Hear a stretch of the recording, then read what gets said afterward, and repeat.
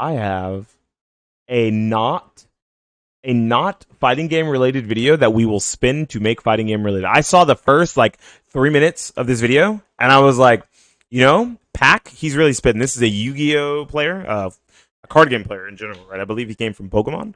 Pac is a very new Yu-Gi-Oh player and is one of the most successful in the game currently.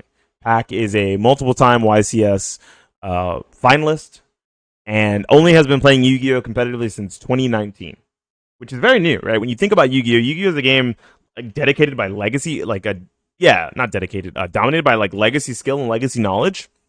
Pac being very new and just putting as much time and energy as he could into the game the way he wanted to, put him at the upper echelon of the game. And in this video, he talks about how it wasn't easy and there was a lot of things he learned along the way that I think we can spin and relate to fighting games. So let's try to do that.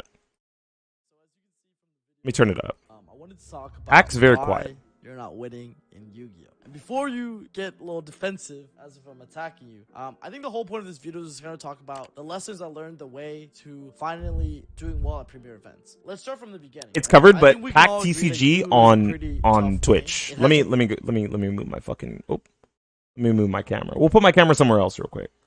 Put it over here, and we'll redo that. Let's start from the There you beginning. go. Right? I think Boom. we can all Pac agree that TCG. Yu-Gi-Oh! Is a pretty tough game. It has evolved a lot from like the Yu-Gi-Oh is a very tough game. Fighting games are very tough games. playground Yu-Gi-Oh that you all know and love. And I remember even myself, my story is that I got into competitive Yu-Gi-Oh 3 to 4 months after picking up the game towards the end of 2019, so like about the start of 2020. And honestly, it was really hard for a newer player to understand like all the different summoning mechanics, all the different There is a lot of shit going on in that game. So for whenever people are like, dude, fighting games are so hard, man. Like fighting games are like the most hard competitive genre. I'm like, I want you to try to learn Yu-Gi-Oh. I want you to try to learn like the intricacies of high level chess. I want you to learn everything there is to know, like every piece of tech in chess, right? All of the moves and all of the positions. You're going to be overwhelmed. It's the same thing, right? A lot of people try to relate their game to being really hard and like kind of like, oh, well, if I can learn this, like any baby can learn that other kind of game. Like, no, all games are hard. I want everyone to understand that right now. So if you're in fighting games and you're like, dude, this shit feels harder than any other competitive genre I've ever played, the competitive game you played for, casually for 10 years had a super steep learning curve, but you played it for fun for 10 years before you ever thought about getting competitive. That's why it's so easy. To properly sequence your cards, technical play, making the right reads. Making reads? I even remember being so overwhelmed that I actually looked up a CMO video on how to link summon. That's actually crazy. Because I bought 3 Salamangreat structure decks, and I was like, dude, what are these blue monsters? Like, you know what's crazy? I read the Salamangreat cards for the first time after learning how to link summon, because I've played Yu-Gi-Oh before Pac, and I instantly understood what to do, and I like learned the main combo routes. It was like 2 or 3 main combo routes when Mirage Salio was first printed and legal before it got banned for a while, and I had no issues. That is me playing Yu-Gi-Oh and having the legacy knowledge to do so. A brand new player who is now significantly better than me at Yu-Gi-Oh, and I will probably never beat at like a premier event, could not grasp it, could not understand it the first time he looked at the cards, but is now one of the best in the world. Think about that. Like, how do I summon them, right? I quickly found out that Yu-Gi-Oh is a pretty tough game. Definitely not easy. It turns out there's a pretty big difference between just throwing cards on the table and playing your cards with purpose. So there is a very big difference between pressing buttons like a random gorilla mashing and munching on their controller and a purposeful, graceful pianist pressing the buttons eloquently with rhythm and timing to understand what the opponent is doing on the other side of the screen. So when YCS start resuming after COVID in 2022, I was really excited to travel to my first person YCS. I've only been to one other YCS at the time, which was YCS Vegas with Steven and Sam, but I never been to a solo YCS, in-person YCS. Like, I never performed at one. I more played at one. And if you guys were following me at the time, you would know that the first 5 YCSs he scrubbed out. I didn't perform. He scrubbed out. Kept bubbling. I kept losing. And that could happen to you even at your locals when it comes to fighting games, right? Like, you're like, I just want to make it to like top 3, and you're like going 2-2 or going like 3-2, and you're losing out at like 7th place, 5th place, and you just don't make it. These lessons can be learned in any game. There was a multitude of factors, but it would be shameful of me to say that I didn't do well because of I just bricked or my opponent sacked me or all these other reasons. I think Whoa, whoa, whoa, whoa, whoa. Is he choosing to not make excuses for his losses? Is he saying the first tip is to think about your losses meaningfully instead of chalking them up to an outside factor?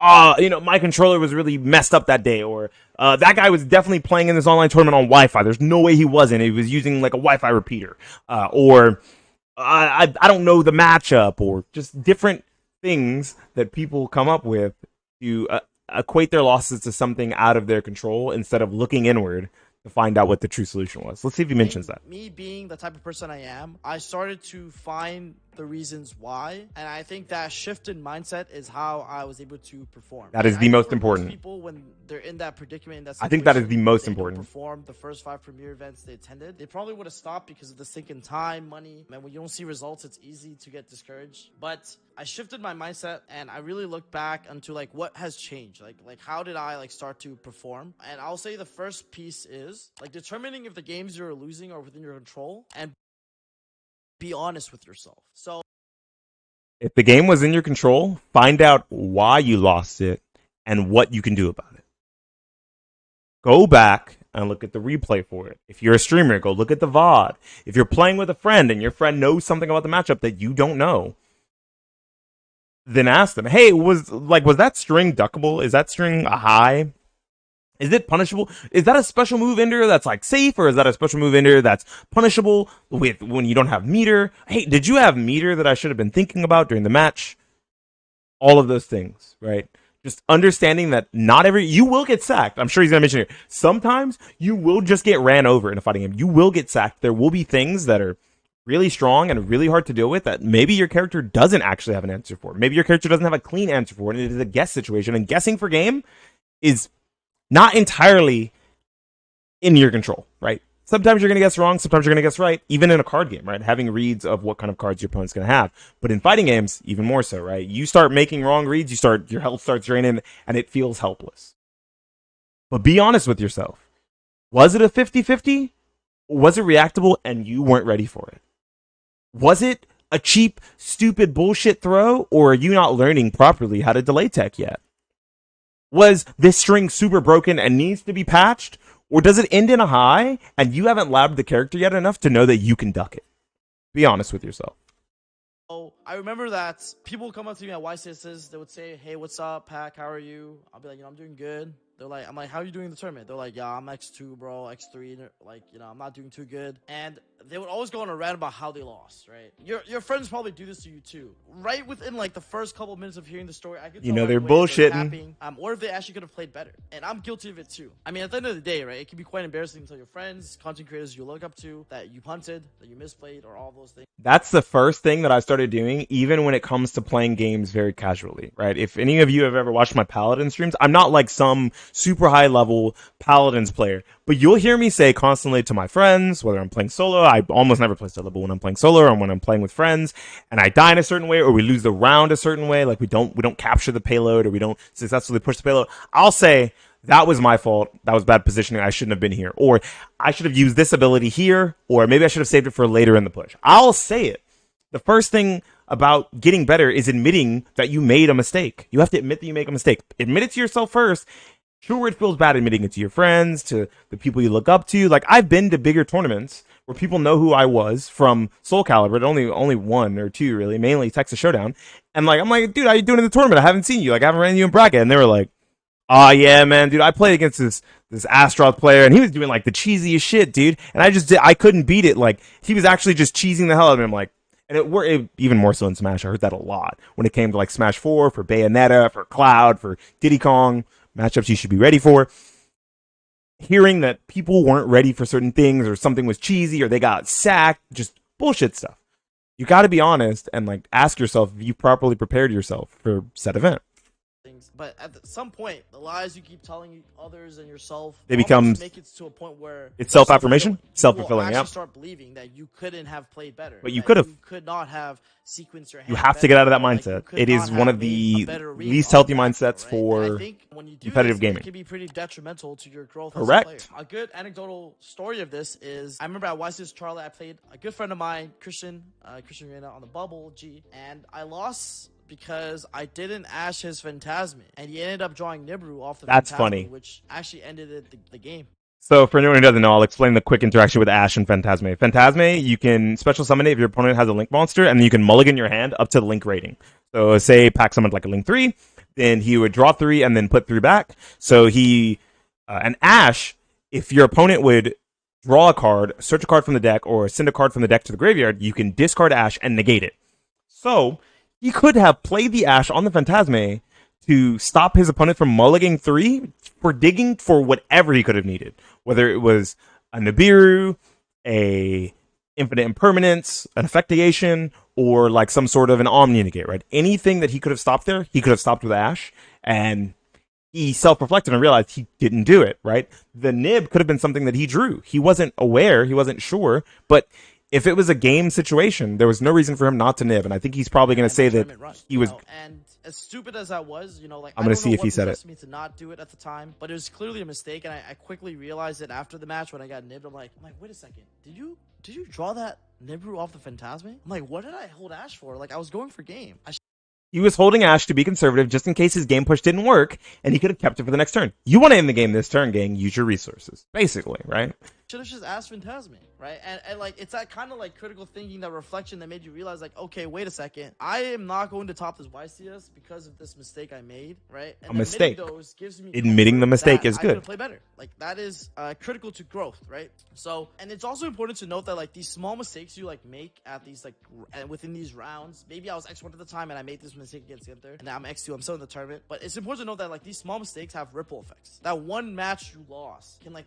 So, in especially in fighting game tournaments, right? Because we don't use Swiss, we use double elimination bracket, right? And they don't have that in most card games. They don't have like a double elimination bracket. They use round robin. They use Swiss, not round robin. They use Swiss, where they use round robin for like really big events when it's like the top 16 or whatever, and it's for like some sort of a pro league or whatever. If you lose 2, you're out. But depending on what you lose to or when you lose determines who your next opponent is. If you lose early, you're playing against maybe worse players. If you lose late, you're playing against killers who are stuck in the lower side because everyone is good at the spot you're at in said fighting game tournament now, right? So that, first of all, can change the outcome of your tournament. 2, tilt can set in. You can think about a certain mistake or a certain game state, and it's on your mind during the next match, and it's ruining your play for the current match. That is another thing to think about.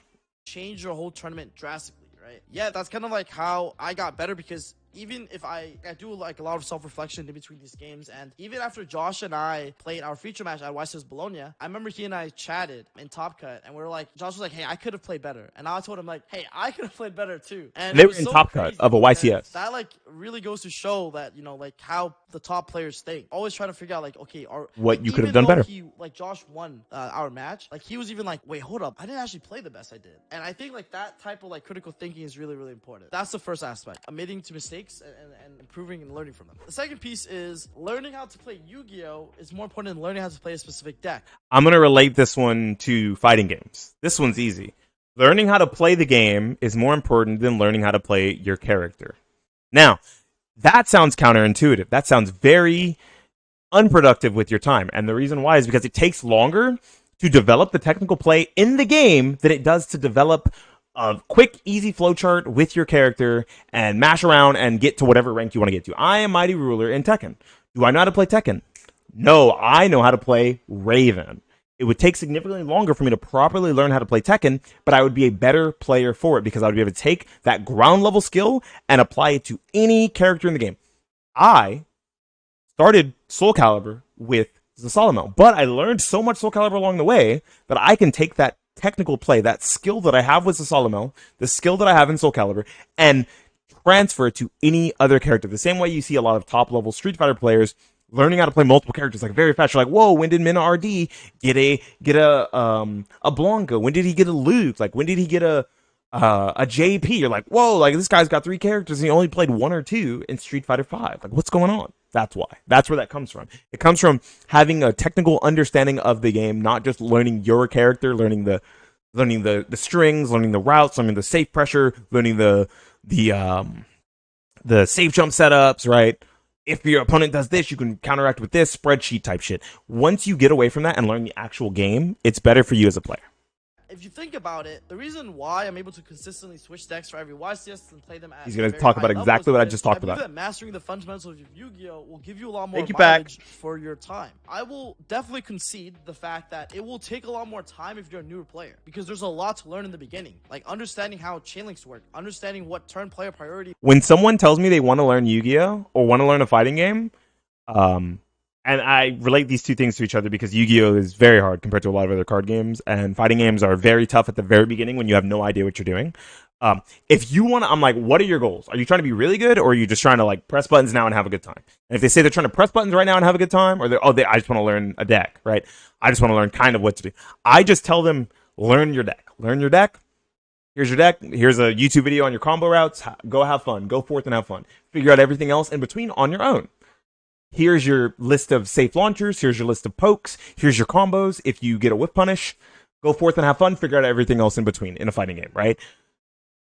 But if you want to learn, you have to delve deeper.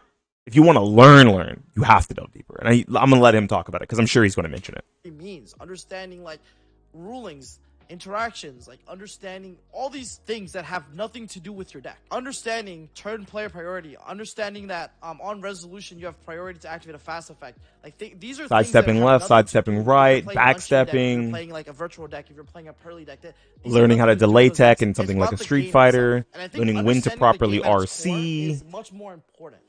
What each type of RC does in Guilty Gear. Multitudes of decks, right? Like understanding how the damage step works, like understanding how trigger effects works, and using that understanding how combo scaling and damage work, how launchers work, tornado moves, counter hits. In my opinion, much more important to learn than just learning like there's like the memorizing a combo. Because the truth of the matter is that like memorizing combos will not take you far, because it never actually works that way in a tournament. You will get hand trapped, you will get stopped, your opponent will interact with you. This game is I'm gonna let him finish that. It's not solitaire. And if you never get the hit, what is the point in learning combos in a fighting game? You can learn all your sick, nasty, cool combos in a fighting game, but if your opponent is blocking all of your mix-ups, is blocking all of your pressure, how the fuck are you supposed to initiate your combo? This is a 2-player game. It is not solitaire. Some people act like fighting games are solitaire, but there is interaction between 2 players, and if you've never meaningfully understood or meaningfully learned how to do that interaction, how to play that dance, how to play that neutral with people, then learning what happens when you get your opening is irrelevant, because you'll never get said opening, or you'll get it so infrequently that you don't win enough matches.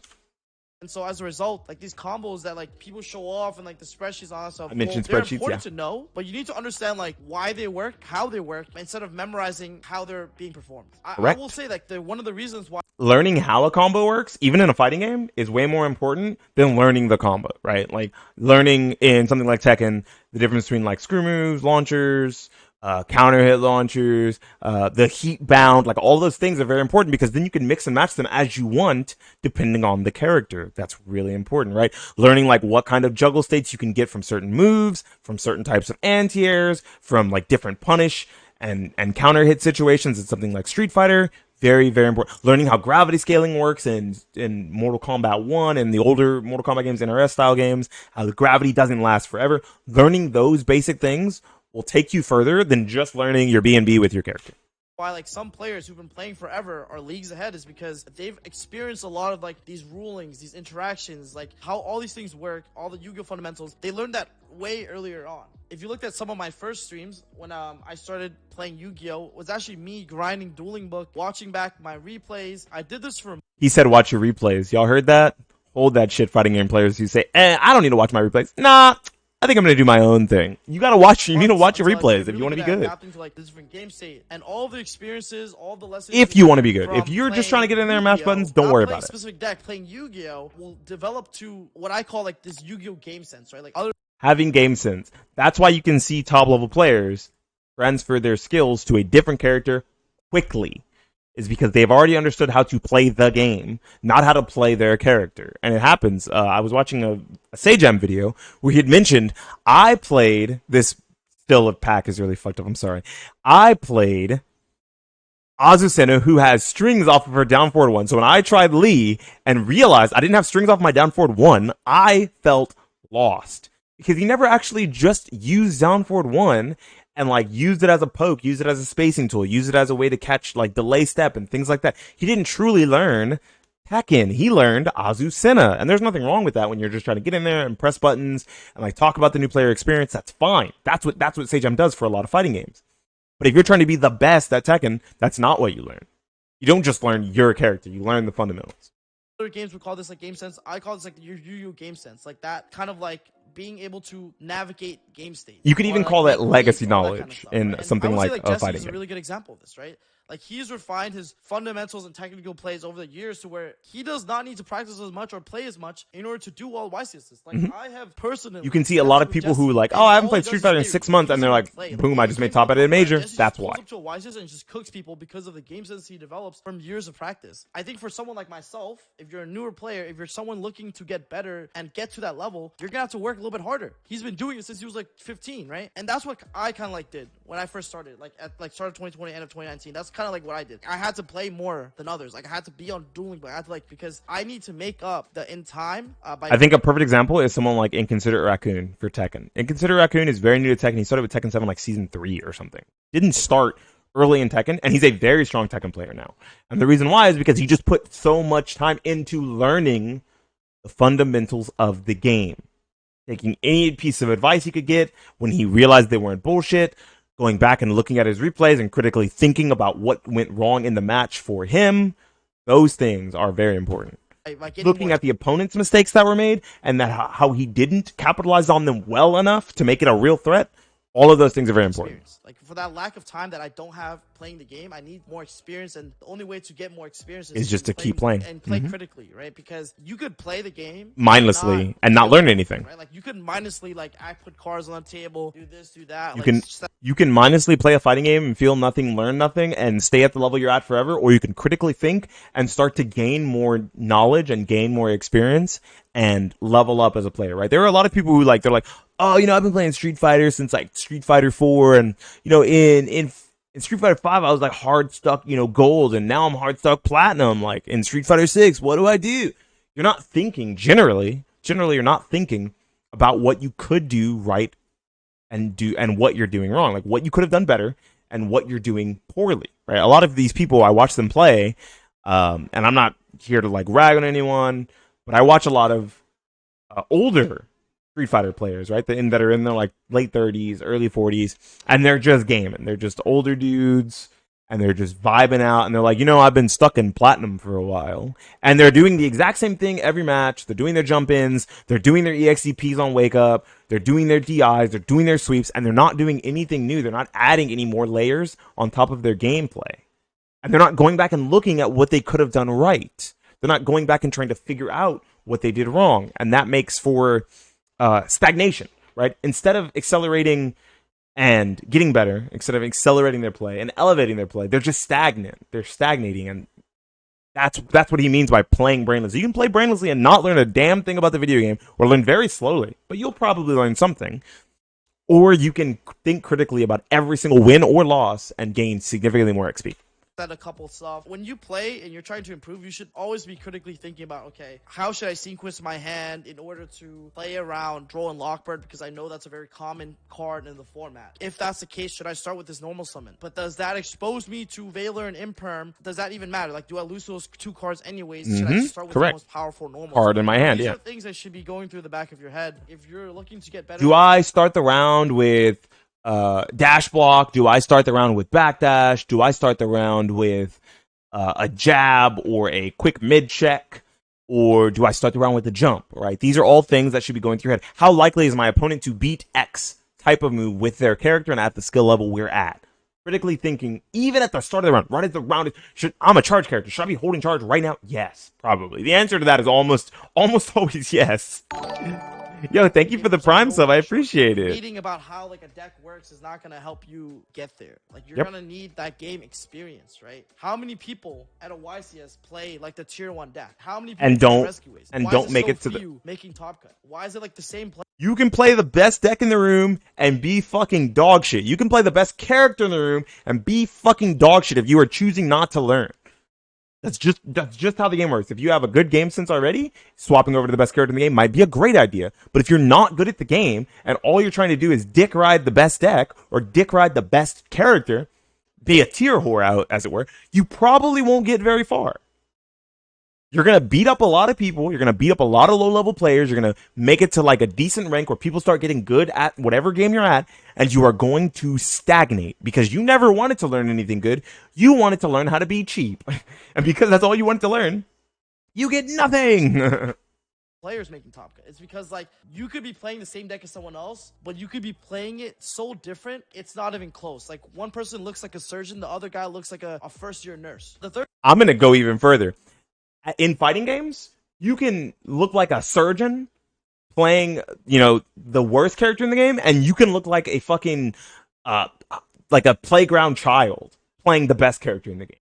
There is that much of a disparity, and do you want to be the playground child, or do you want to be the surgeon? Whether it be with the best character in the game or the worst. third piece I wanted to cover was you're playing the best deck, but you're not playing the best deck choice for an event. And I think it's natural. This one's hard because matchups are so much closer now, right? Do you need a character that beats Luke in Capcom Cup? Yeah, probably. Or you need to be playing Luke, right?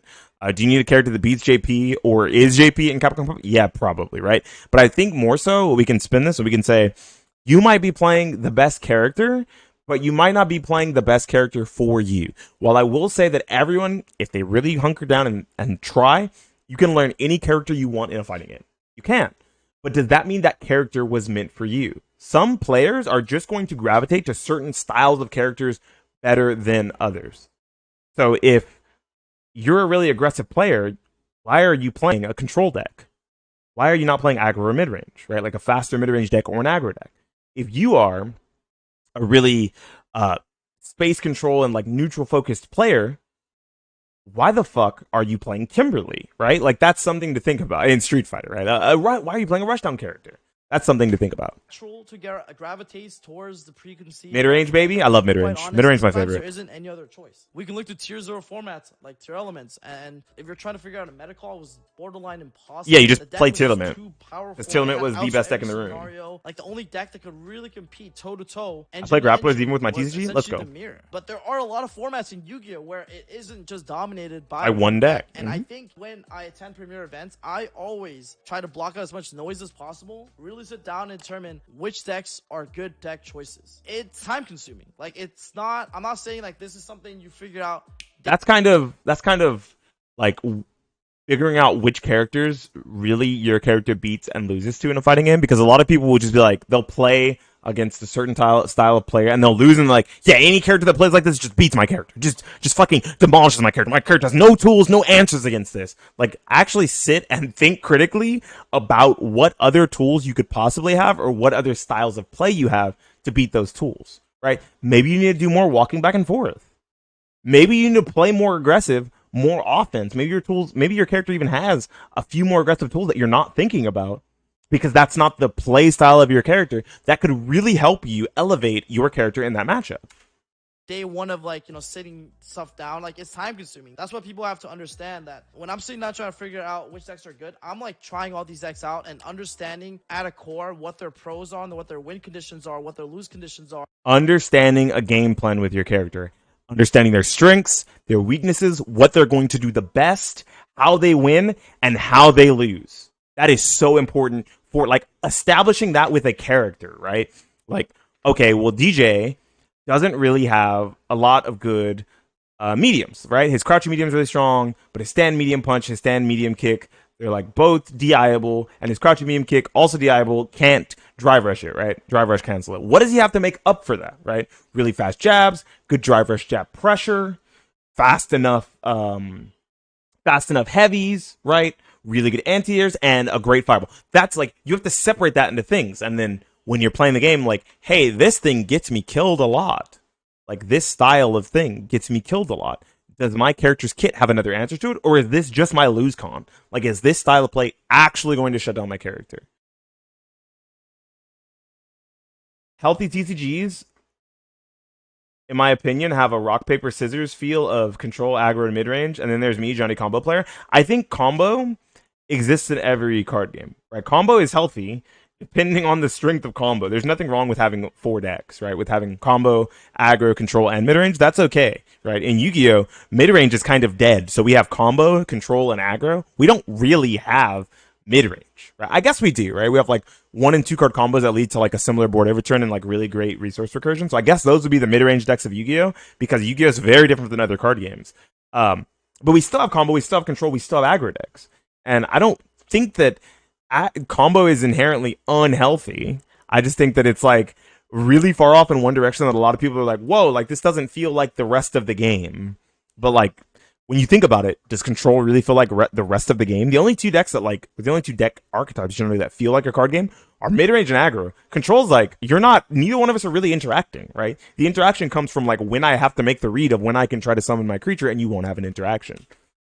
And how they fare into matchups, right? Same How way does people this say, "Oh, deck fare Dolphin's into not playing the game, Prime's JP's not matchup? playing How the does this game. They're deck just fare running into for the me." rest of this matchup, You know. right? Like, does this deck have an inherent advantage against the top tier 1 decks? If so, where does it have that advantage? And is the advantage enough to carry me to a victory, even though my deck is slightly weaker, right? So things like these are what you. My character's weaker, but does my character have something so good and overwhelming in the kit that I can use it to beat the higher tier characters, right? Like, sure, Ryu is not as good as Luke and JP, Cammy, but like, is his standing heavy punch and is his Denshin Fireball and like plus on block heavy Hashogeki, are those good enough tools for him to be able to like play and compete in the metagame? Maybe. Figure that out. Sit down and think about it critically and play test.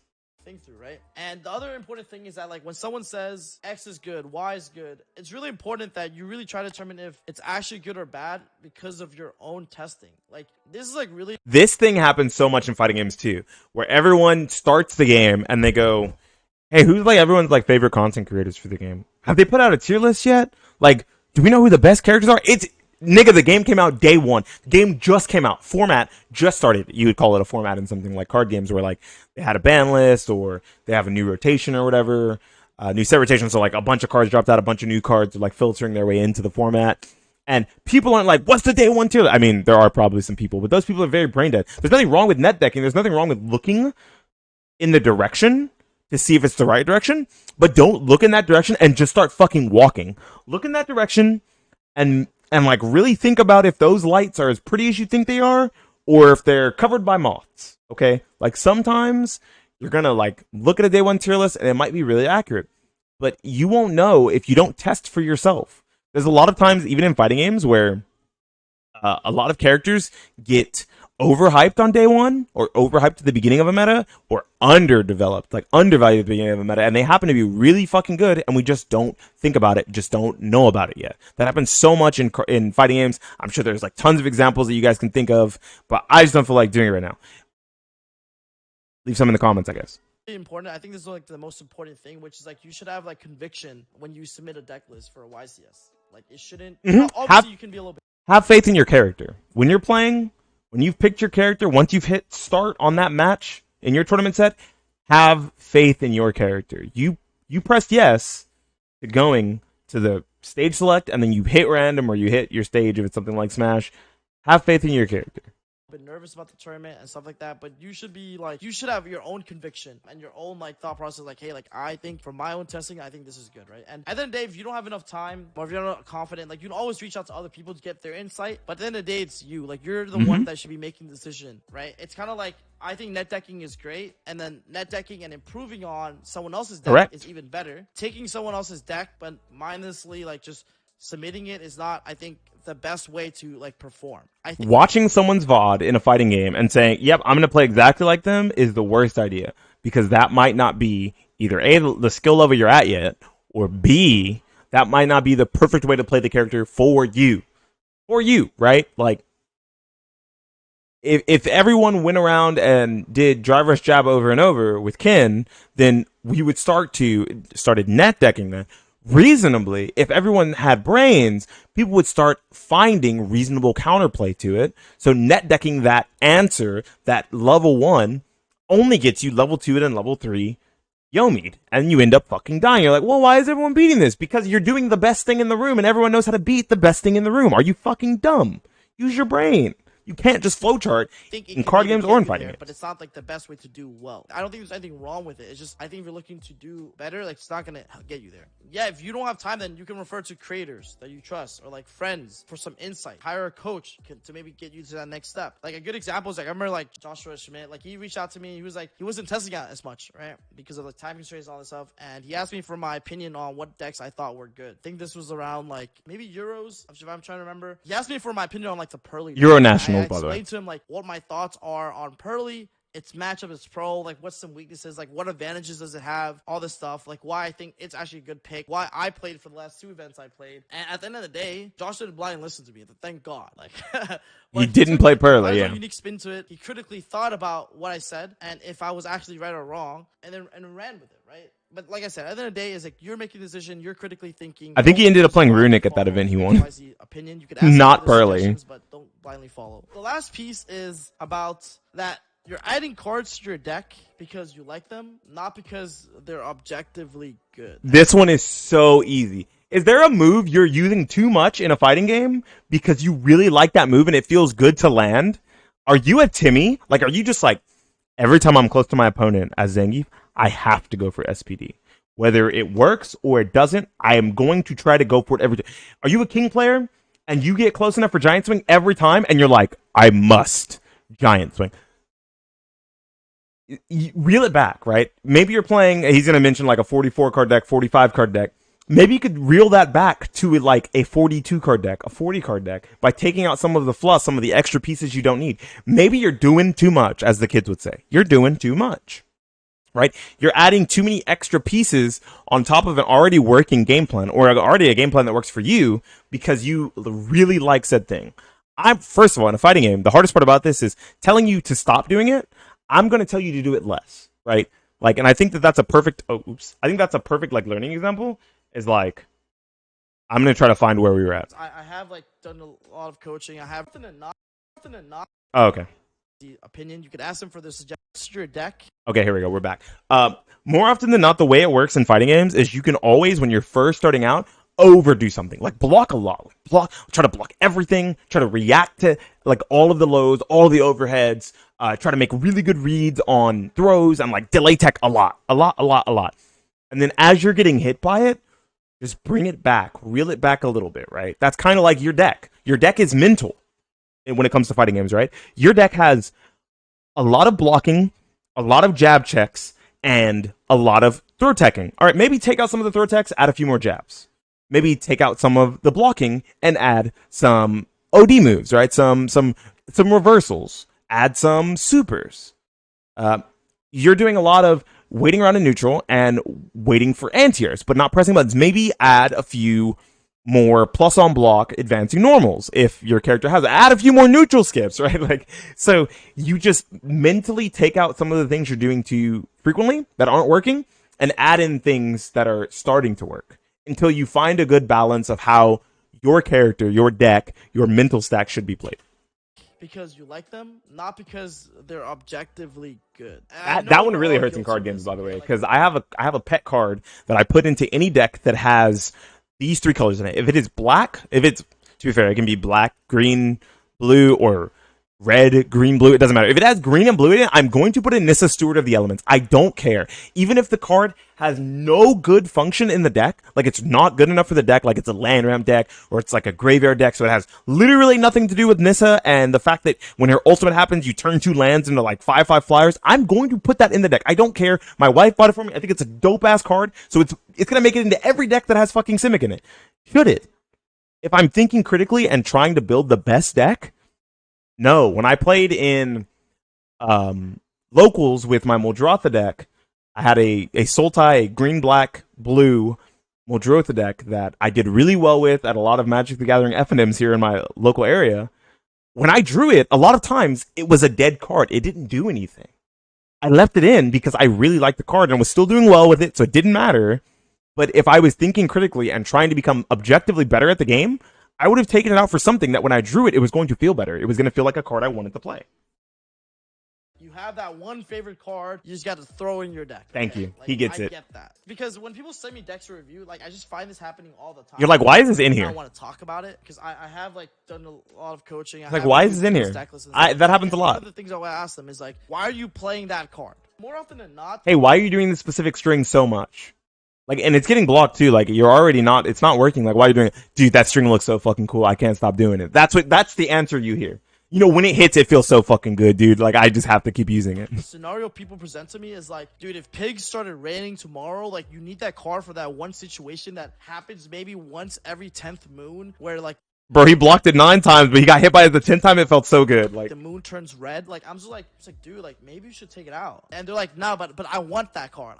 I need that card. And so, you know what I'm saying? Like, it's like people are like emotionally attaching themselves to certain cards rather it becomes their style. It becomes their pet item, their pet card, their pet move, right? Like, it becomes like an extension of them where they're like, I'm not me without this move, or I'm not me without this card, and it makes it harder for you to adjust and like level up as a player in a card game or in a fighting game, in anything really, if you don't let that thing go, right? Like a certain type of grenade in Halo, right? Like, so say the best grenades in the meta for Halo Infinite, I have no idea, but say they are plasmas and shot grenades, but you really like frags. Okay, so you're just walking around with frags all the fucking time. Frags aren't good. Your teammates are yelling at you. You're losing a bunch of games, and you're still holding frags. You are choosing to actively hold yourself back by holding onto those frag grenades because you think they're the sickest fucking thing. They're like your favorite thing to hit. When you hit like a double frag kill with like a one tap, pistol into double frag, you feel like a god, and it feels really cool. And it works like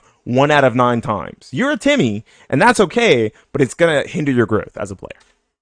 Saying like, is this card like good to play in the deck? At the end of the day, all this is to really say like, rely on math instead of subjective feelings when it comes to deck building. So if it worked 1 out of 10 times, that means it has a 10% success ratio. Stop fucking using it. You don't have regrets, right? Because even if you don't misplay on a technical perspective at the YCS or at the premier event you're going to, when it comes to playing the deck, like when it comes to building the deck, you might have misplayed there, and that might explain why you're not doing it. You misplayed on a character select level. Example of this where after I won YCS Palo, I would say my technical play with Unchained was even better. Like, I played Unchained even better at YCS Vancouver, but guess what? I didn't even top YCS Vancouver. Not because I misplayed, but because I didn't build my deck. You played like 44 cards, right? 45 cards. 45 cards. For no reason. And it was off the backbone of emotion. I'm like, dude, I just won with the Unchained Soul of Disaster in my deck. How can I take this boy out? You know what I'm saying? This boy was he's my boy. You know what I'm saying? I kept him in, and I drew that card like it was my job. Every hand. And I lost 3 matches that event, and every match I lost was because I bricked. Every game because he drew it. Even a remotely playable hand, regardless of the dice roll, I won. And guess what? I took my own advice, and the YCS after in YCS Cancun, I decided to trim the fat down and made my Unchained deck 40 cards. I took out every unnecessary card, only kept in the necessary cards to play the game, to perform, and I topped because I just didn't brick it all in Swiss. But if I hit the nasty TOD Gold Cube Lost Warrior comeback win, I'm gonna play a mid-tier, fuck it. Yeah, like, if you hit it like 1 out of 10 times and it feels good, you're a Timmy. But like, objectively, that means it's bad. I was able to play every game. And so if you can at least understand that it's technically bad, then you're already on the right track. But if you're like, no, this is so fucking sick, then you're like not trying to learn and get better. Like, you will definitely like get completely demolished by your opponents, but you also have to consider all the times like, okay, like, if I can't control the technical play aspect, what could I have controlled? And it's important that, like, you're in a healthy relationship with yourself, in the sense that, like, you control what you can. Like, there are some things you will not be able to control, but the most important part about it is like just being honest. Swiftmaster tap, bro. Sometimes you can't control that, dude. To anyone else. Just keep it real. That's gonna conclude the video. Let me know if you agree or disagree with some of the points I made in the comment section below. And if you would like additional videos explaining any of the points I mentioned above, then please let me know and subscribe. Without further ado, I'll see you guys in the next one. Peace. I think specifically for when it came to card games, he had really good points. I don't think there was a single thing in there I like disagreed with. I was like, no, this is actually, oops. There's nothing in there that I saw that I was like, yeah, this is inherently wrong. I wouldn't tell people to do this when they're trying to like learn and actually get better at a card game. And that made for a really good video, especially to like put a fighting game spin on. You could, like, someone in like the Call of Duty community, which, I mean, they're full of people who act like they want to learn but don't. You could probably take the Call of Duty spin on that as well, and like really sit down and hunker down and think about some good examples for any competitive game, not just Yu-Gi-Oh, any card game, any fighting game. You could like really narrow it down, any shooting game, and those are all just good competitive mindset lessons to learn as a player if you want to get better at your craft, if you actually are trying to learn. Right? I think I made a video on that a long time ago. Like, are you actually just going through the motions, or you're trying to learn? And that's a lot of what he talked about in that video, and I think it was really good. I really, really liked that video.